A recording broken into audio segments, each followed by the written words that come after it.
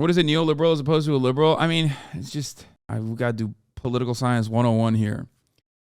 A lot of these terms are bastardized in the United States of America, but liberalism is the liberalism has its political foundations in the protection of private property, whereas neoliberalism is a modernized version of like having more free market economics and allowing the free market to control things that otherwise the government would control.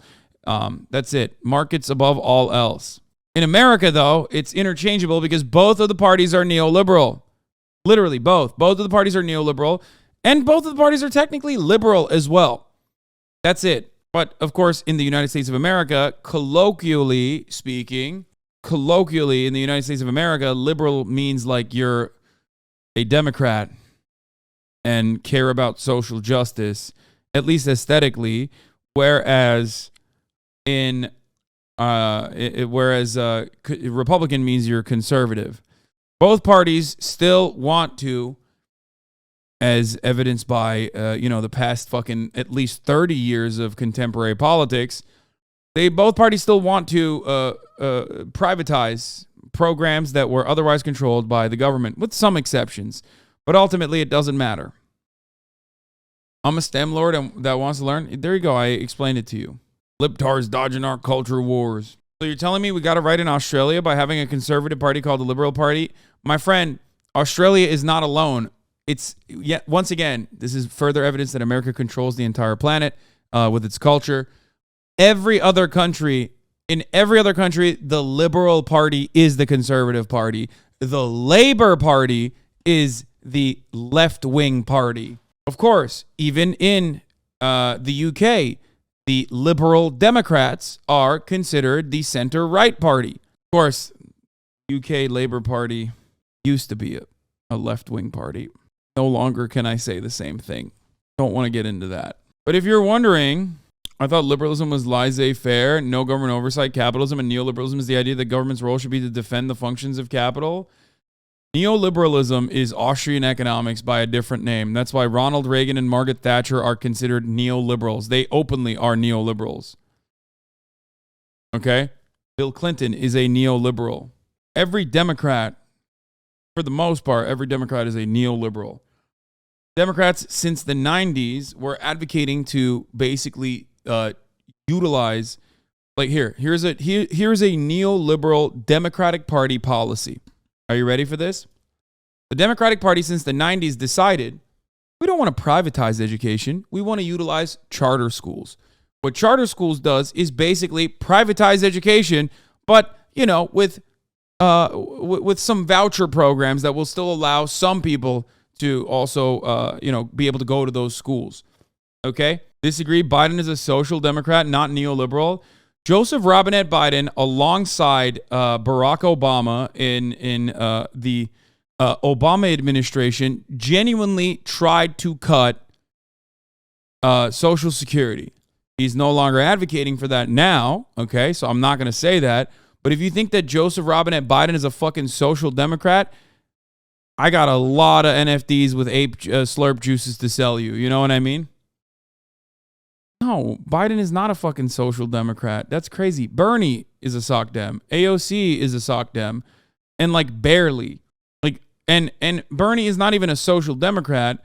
I understand that Bernie advocates for social democracy, social democratic principles, because that's what's achievable in America. And even that is actually not achievable in America, but that's what you can sell as achievable in America. As a matter of fact, one of the biggest mistakes in my career, as I talked about briefly the other day, that I think about all the time, is not call myself a social democrat openly while simultaneously advocating for socialism. I should have just kept doing that. Because for a very long time, I kept my personal politics a secret. I kept my personal ideologies a secret. And whenever people would ask me, I would just say, I'm a leftist, I'm a leftist, I'm a leftist. And there was a reason for that.